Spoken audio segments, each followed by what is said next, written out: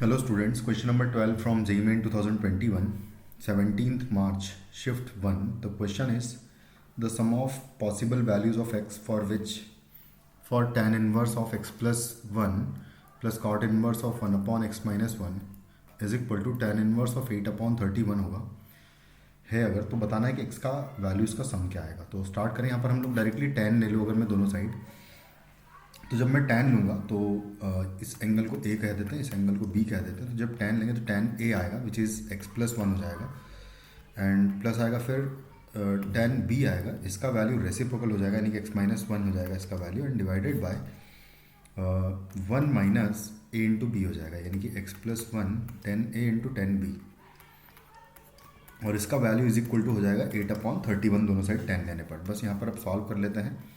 1 से 1 cancel out हो जाएगा, ये 31 into this will be 62 x हो जाएगा, डबल हो जाएगा, एंड इक्वल टू आ जाएगा 8 मल्टीप्लाइड बाय 1 माइनस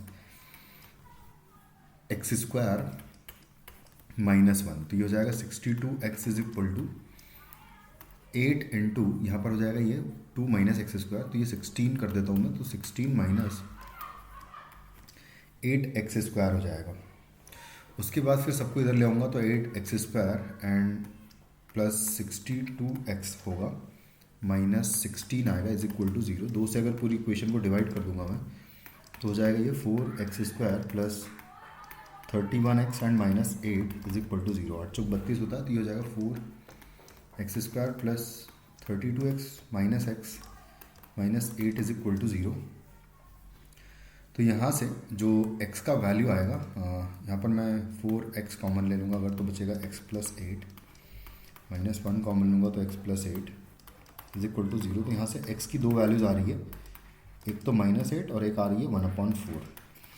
लेकिन अगर बहुत सिंपल सी एक लॉजिकल बात है भाई कि ये वैल्यू जो है मुझे 0 से π/2 में ही मिलने वाली, ये पक्का है, क्योंकि tan inverse of positive value जो भी देगा ये, तो ये 0 से π/2 एंगल आएगा कुछ ना कुछ। अब यहाँ पर tan inverse of x plus 1 और plus cot inverse of 1 upon x minus 1 की बात करें, है ना, इक्वल टू चलो लिख देते हैं tan इनवर्स ऑफ 8 अपॉन 31 भी लिख देते हैं। तो ये हो गया हमारा RHS।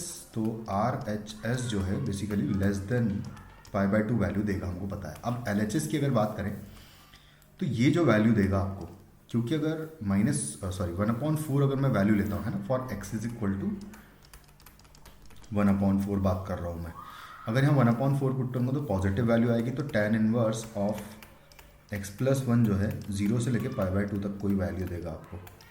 और इसकी बात करें अगर, तो cot inverse of 1/x minus 1 1/4 value पर, क्योंकि ये चीज़ नेगेटिव हो जाएगी, 1/4 माइनस 1 यहाँ नेगेटिव हो जाएगा, ये नेगेटिव हो गया, तो नेगेटिव वैल्यूज़ के लिए जो कॉट है ना वो सेकंड क्वाड्रेंट यूज़ करता है, तो ये वैल्यू जो है आपको मिलेगी π/2 से π तक। इन दोनों का सम जो है अगर करूँगा तो जो LHS आएगा बेसिकली, तो LHS जो है क्या ग्रेटर देन π/2 नहीं आएगा, बिल्कुल आएगा, क्योंकि इसकी मिनिमम वैल्यू ही π/2 से बड़ी ही आएगी हमेशा।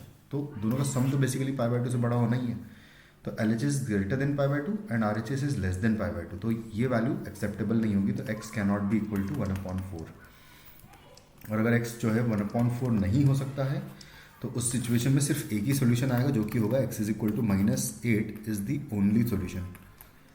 और अगर ये ओनली सोल्यूशन होगा तो उस सिचुएशन में हमारा आंसर हो जाएगा 32/4 जो है 80 होता है भाई, है ना, तो first option is the correct answer. Thank you.